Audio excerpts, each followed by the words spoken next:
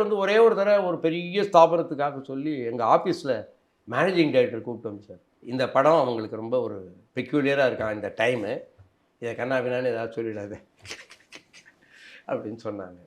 சரி சார், அதெல்லாம் நான் கண்ணானதுக்கு நான் வந்து அப்படிலாம் சுதந்திரமானவெல்லாம் கிடையாது. நாங்கள் நல்லா இருக்கிற விஷயத்த நல்லா சொல்லணும், சுமாராக இருக்காது சுமாராக சொல்லிட்டு போயிடலாம்.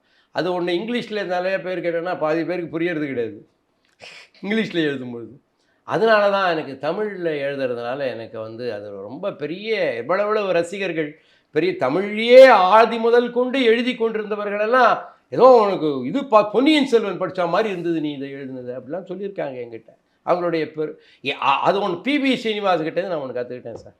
என்னை யாராவது தப்பித்தவறி நல்ல வார்த்தை சொன்னால் அது அவர்களுடைய பெருமையாக நினைப்பேனே தவிர என் பெருமையாக நினைக்கிறேன்.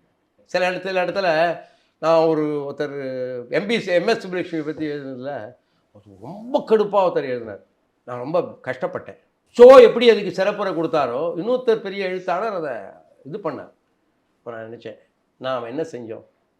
சில நாள் எழுதுவதற்கு முன் பயம் வந்து கடவுளிடம் எனக்கு ஒன்றுமே தெரியலையே, நான் எத்தனையோ ஒர்க் பண்ணணுமே, அதெல்லாம் பண்ணுறதுக்கான எனக்கு வசதிகள் இல்லையே, நேரம் இல்லையே, அப்படி இருந்தும் எழுத வேண்டியவனாக இருக்கிறேனே, நான் என்ன பண்ணுவேன் அப்படின்னு பகவான்கிட்ட மன்றாடுவேன்.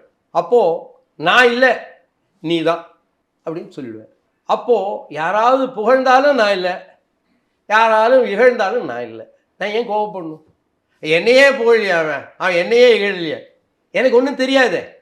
நான் முடிஞ்ச அளவுக்கு முயற்சி, அதுக்கப்புறம் எப்படி நமக்கு ஐடியா வரணும், என்ன செய்யணும் அப்படிங்கிறதெல்லாம் it is left to God. அதனால தான் எப்போதும் ஆரம்பத்தில் கடவுள் சொல்லிவிட்டு நம்ம பண்ணிட்டா நம்ம ரெஸ்பான்சிபிலிட்டி பயமும் கிடையாது.